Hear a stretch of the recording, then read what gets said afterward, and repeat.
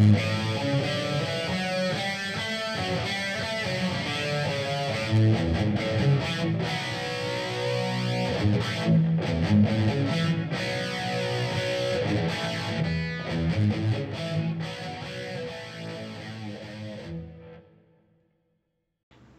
folks, I thought I'd throw a video up today on how I converted my an old Ibanez Geo into a my version of a Keysole, perhaps Keysole Vader, but I converted it to, I kept the rear pickup, and I moved the the audio jack from here to a Strat style where the 5-way switch used to be. I filled all the old pickup places in with wood first blocks to fit. I epoxied them in and then Bondo on that, and you'll see pictures in the slideshow of the process here. I hollowed out behind here with the Dremel, on the inside of the back pocket here where this comes in. I had to make more room on the inside, so I used the the Dremel to make that pocket bigger on this back thing, because all this had the tremolo and all this in this area. This has all been filled with block, and then epoxy, 2-part epoxy block, and then Bondo. But here where the bridge was, because this had a tremolo originally, and this is a fixed bridge of course here, but I put a wood oak block. This is an oak block. This is exactly the same size of what I fit in there, where the tremolo used to be. It came out to not all the way to the back, through the guitar. It's about not quite thick enough, to reach all the way. So on this, actually, I used the 2-part epoxy with metal in it to put this in, and then I filled the rest around from the back that didn't fill with the full tube of the metal with regular epoxy in the blocks, and then the Bondo. You'll see the process that I did. Basically, and then down here we have a switch that cuts this pickup from a double to a single, from a humbucker to a single coil. So actually you can hear it right there, the amp's on. I don't know if it'll pick that up, but you can hear the hum start when you deactivate this front pickup. So that's what this does. So essentially the old tone, where the tone was, here's a switch. Now I had to ream that hole out a little bit bigger. I'll put the information on the switches and stuff that I used and all the parts here. It was basically about $100 worth of parts. It was for the parts part, and then another $100 for the paint. So here you got that Geiger bridge, then you've got this, and the kit came with both this and this in it with the screws.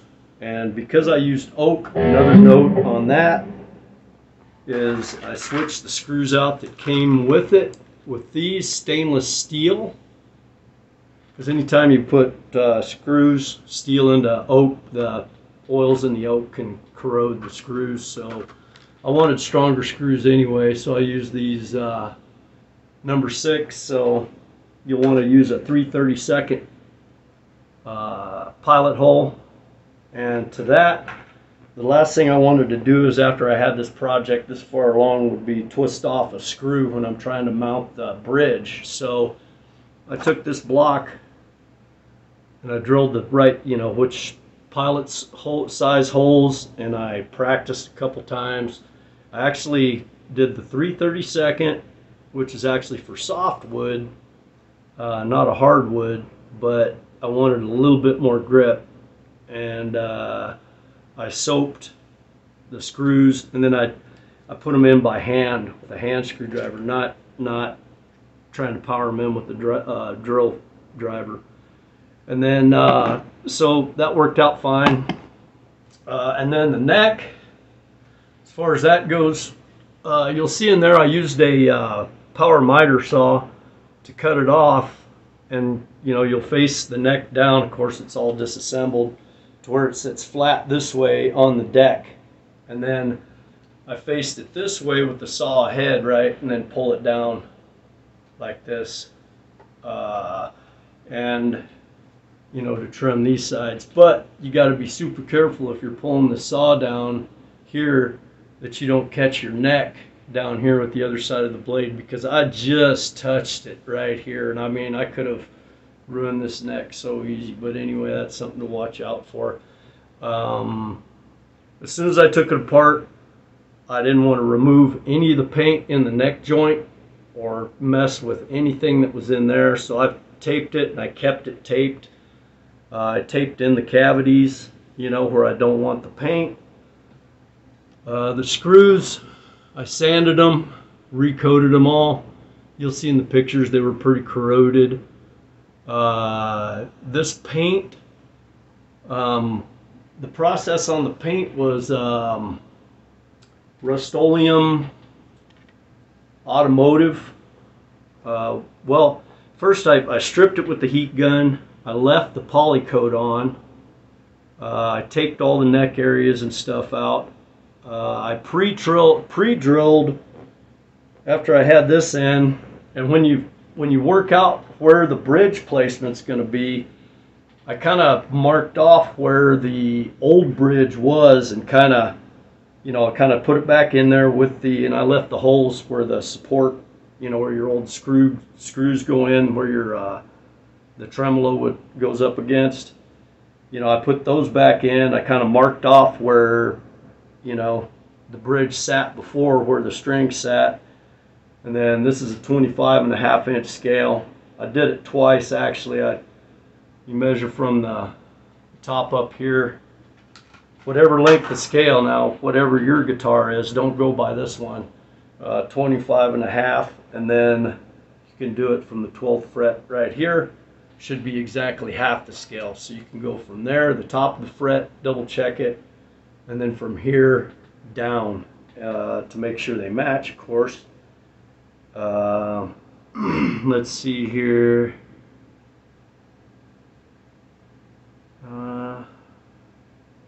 I lined all the compartments with really good copper tape. And when I did the neck, after I trimmed it, to put this top piece on, it has 3 screws that hold it. Now, there's paint on the inside of this also, on the inside of where this adjustment, that's of course your neck adjustment right here, and I didn't want to lose that by mounting it super close to the nut. So I moved it back, and if you look, I trimmed it right through that end hole right there, and you can see where I cut it off, there's actually just a tad bit of, which side is that on? This top side, there's a little tiny dent right here where it's the edge of this hole. So I got as much length out of the neck as I could, to make enough room for the wrench to fit right here to adjust the neck still. Now your N2 screws, I put those in. I didn't drill much of a pilot hole on those, just enough to get it started. And then your center hole, I had taken that same Dremel bit and just trimmed the paint off, so the epoxy can touch. So what you're going to do is put that center screw in. It'll still reach the wood in there. Put it in as far as you can without stripping the wood out. You got to be careful, and then invert the neck, and then fill that hole with epoxy right there, right even with this, so you keep that whole compartment open, of course, right?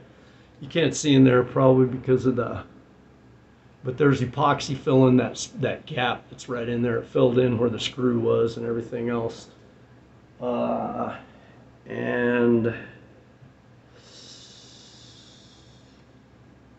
The bridge kit was $57.29. You know, $58 for the bridge kit.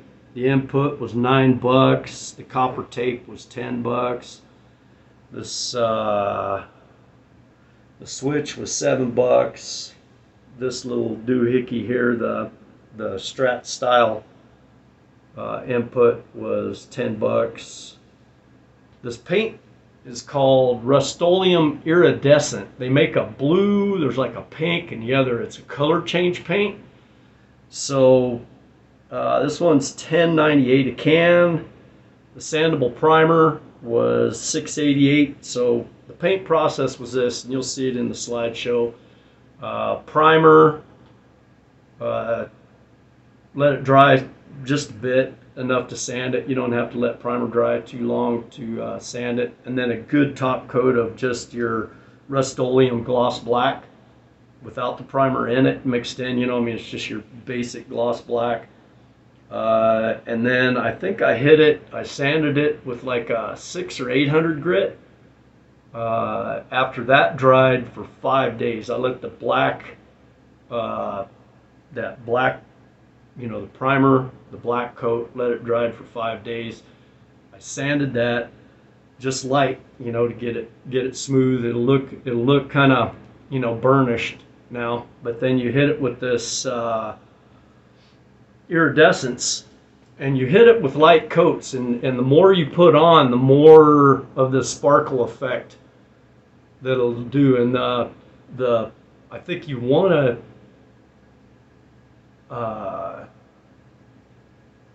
do multiple light coats is what they recommend, and over black. This one, the iridescent, they say just do it over black, and that is it. I've seen mixed results over other colors, but black works really good. Then of course your 2K clear, it's a two-part, comes in a can, and it's like your professional grade stuff. So you know, you'll pop the bottom and then you'll shake it, follow the instructions. After I coated it with that, you know, I mean, I did this coat and then your top coat, I mean the iridescent, no sanding after that.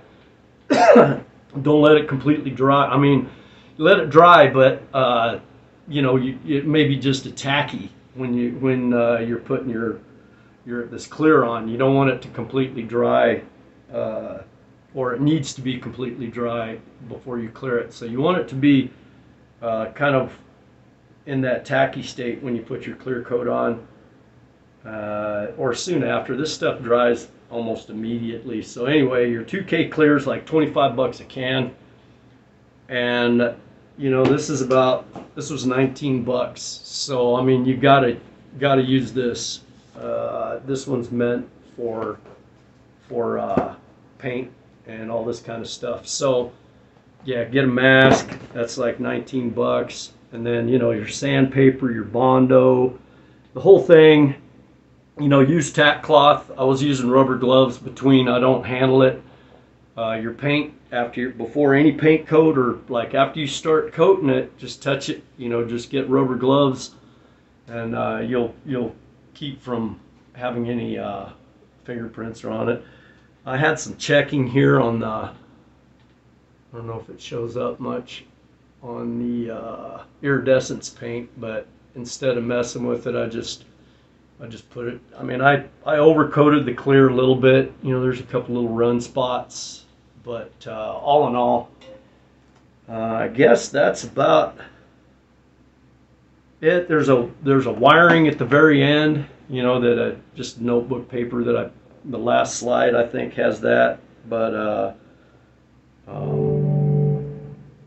anyhow, hopefully that'll help somebody get some ideas. The whole reason I put this together like this, I wanted something comfortable to sit with. I was having trouble with my shoulder here anyway, and instead of being all jacked back like this, you know, playing, it's right here. And I've seen that, I don't know, there's one that has a cut here that it's more meant to sit like this, and then you more use it, you have to use it with a strap. I wanted something you didn't have to use with the strap. I didn't want the audio cord digging into the chair, so it all made sense. As far as just keeping this pickup, that's primarily the only one I wanted to use. And actually, I found out that this Ibanez Infinity pickup, I guess is what they call it. It's pretty hot pickup. It's like almost, it was 14.7 K, I think, for the whole thing, and of course 7.5 or whatever when you split it. But yeah, it's a nice feature to have that splitting pickup there, you know, so you can have a single coil in the back. But other than that, it came out good. It's super comfortable to play. Anyway, this kit, pretty easy to set up. Intonation, you can see on the internet how to set that up. It's not difficult. Anyway, there's the slideshow. Thanks for watching.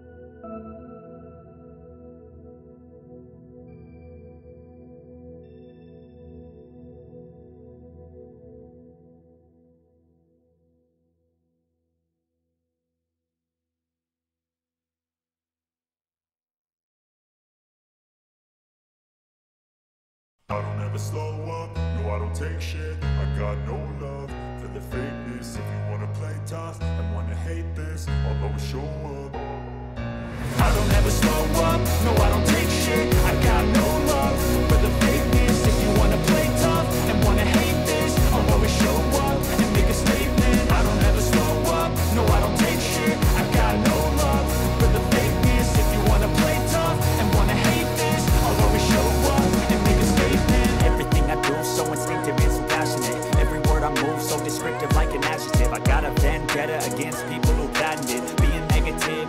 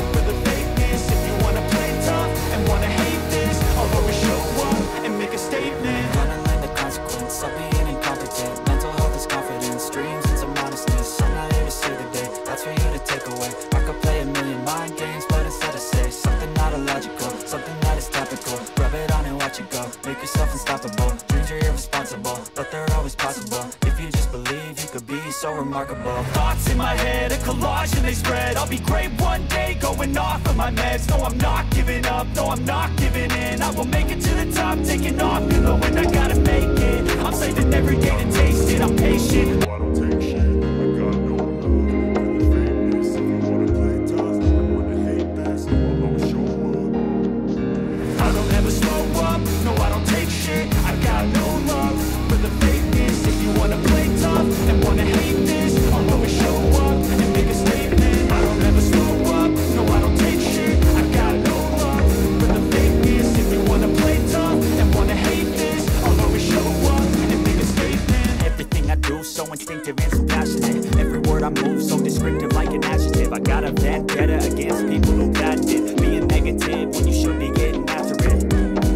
I got facts over tracks, this and that. Spitting slow, spitting fast, I could roast, I could gas. Think I'm okay at last, but I don't know if that can erase all the past. And the pettiness, a reflection of the emptiness. Hilarious, you think you're worth my time,